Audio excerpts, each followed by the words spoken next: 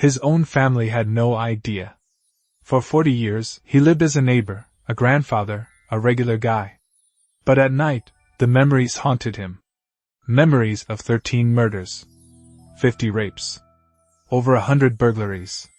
He was the Golden State Killer, and he thought he'd gotten away with it. It started in June 1974 in Visalia, California. A prowler, dressed in black, began terrorizing neighborhoods. He'd break into homes, ransack them, sometimes taking nothing but underwear and small items. Victims called him the Visalia Ransacker. But this was just the beginning. No one knew that within 2 years, he would escalate to something far worse. By 1976, the attacks shifted to Sacramento and surrounding areas. Now he was the East Area Rapist. His method was terrifying and methodical. He'd stalk victims for days, learning their routines.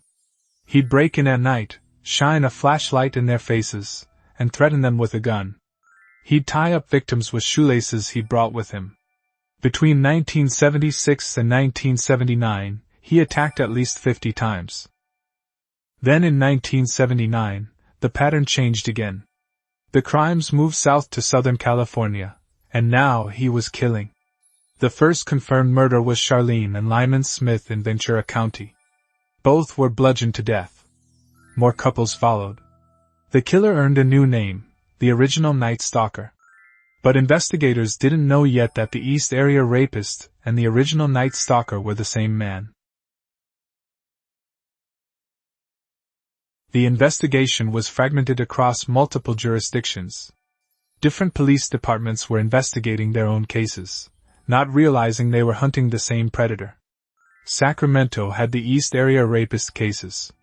Southern California had the Night Stalker murders. It wasn't until 2001 that DNA evidence confirmed what some detectives suspected. They were all committed by one man. The killer had been careful. He wore gloves, used condoms, avoided leaving clear evidence. But he couldn't avoid leaving DNA. By the 2000s, investigators had a full DNA profile. They ran it through every database. CODIS, the FBI's national DNA database. State databases. Nothing. No matches. The killer wasn't in the system. He had simply vanished after 1986, and for decades, the trail went cold. But one detective refused to give up. Paul Holes, a cold case investigator in Contra Costa County, became obsessed with the case. For over 20 years, he studied every file, every piece of evidence. He kept the case alive when others had moved on. And in 2017, he heard about a new technique, forensic genealogy. It was the breakthrough he'd been waiting for. Forensic genealogy works like this. Investigators upload DNA from a crime scene to public genealogy websites like GEDmatch. The site compares it to millions of family trees submitted by regular people trying to find relatives. Even distant cousins can create a match. From there, investigators build family trees backward, narrowing down suspects generation by generation.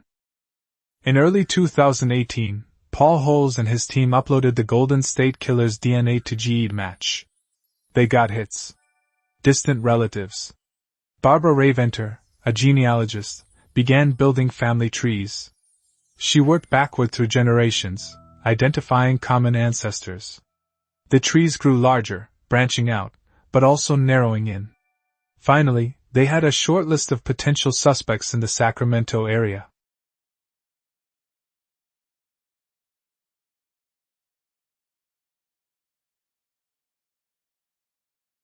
One name stood out, Joseph James DeAngelo. A 72-year-old former police officer living in Citrus Heights, a suburb of Sacramento. He was a Vietnam veteran, married with children and grandchildren. His neighbors described him as grumpy but ordinary. Police began surveillance. They needed to confirm his DNA matched the crime scenes. So they waited for him to throw something away.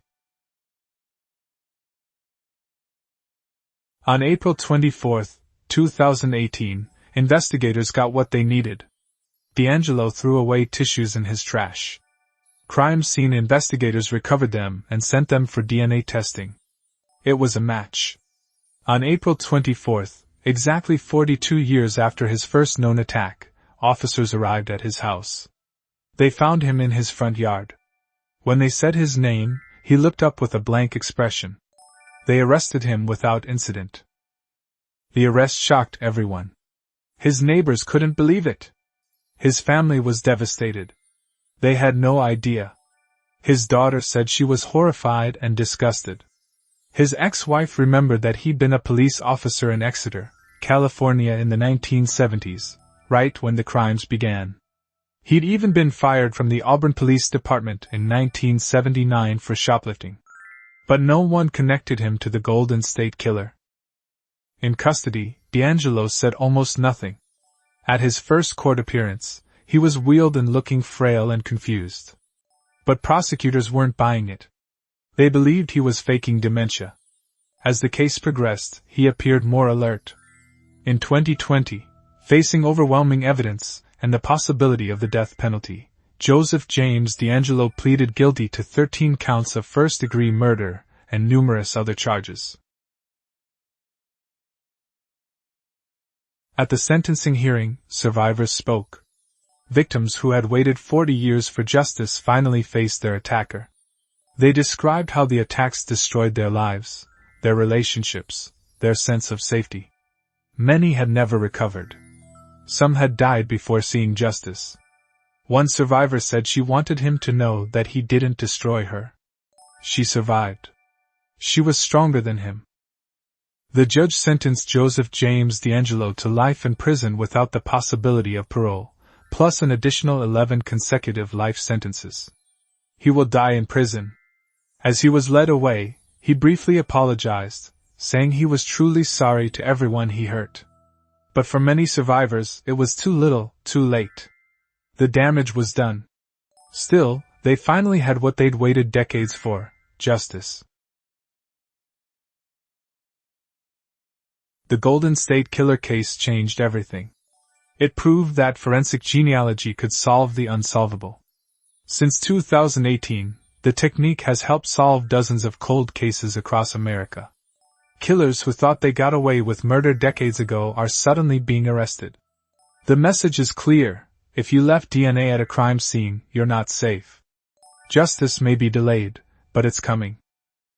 Today, Joseph James DeAngelo sits in a California prison, serving multiple life sentences. He's in his late 70s now, a shadow of the terror he once was. His case stands as a reminder that no matter how careful a criminal thinks they are, no matter how much time passes, science and determination can still catch them. The Golden State Killer thought he was untouchable. He was wrong.